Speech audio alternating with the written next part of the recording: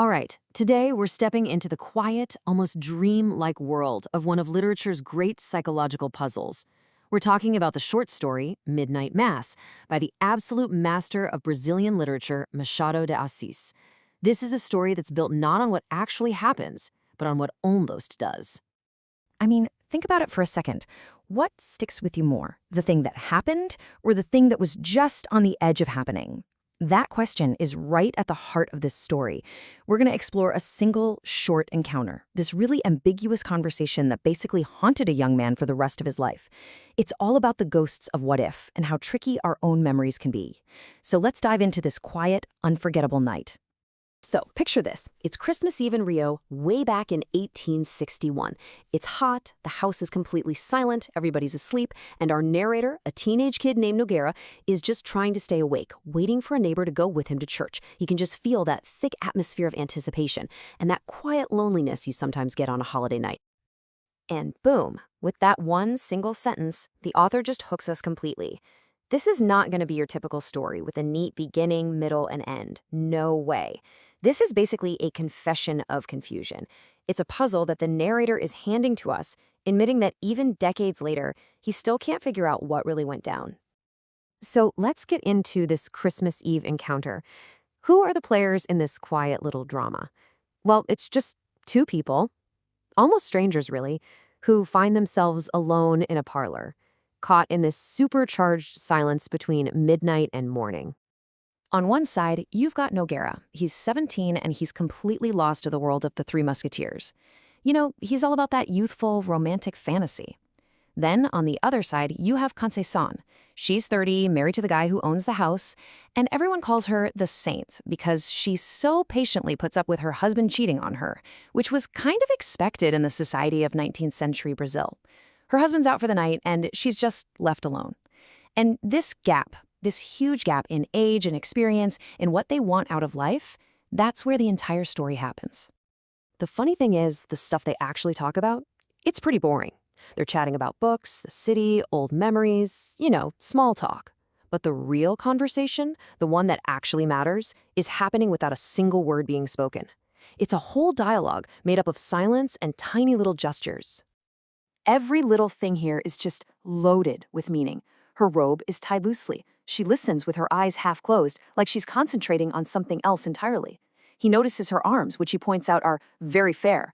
Then she actually touches him. Just a little gesture to keep him from getting up, but it totally breaks a barrier between them. Each one of these actions is like a question mark, a little signal in this language of things left unsaid. And this observation right here, this tells you everything about the story's incredible psychological depth. Nogueira realizes she's closing her eyes not because she's tired, but to see better. To see what exactly? To see him? An idea? Some kind of possibility? It suggests this incredibly rich, intense inner world that's totally hidden behind this calm, quiet face. So, this all brings us to the big one, the central question that has had readers arguing for over a century. What did Conceição actually want that night? You can look at this in a few ways. First, maybe it was totally innocent, just a lonely woman who couldn't sleep and was happy to have someone to talk to. Second, maybe it was a kind of unconscious rebellion, a small, safe way to push back against her role as the perfect, passive saint. Or third, maybe it was a real, if fleeting, moment of attraction to this kid who represented this whole world of adventure she never got to have.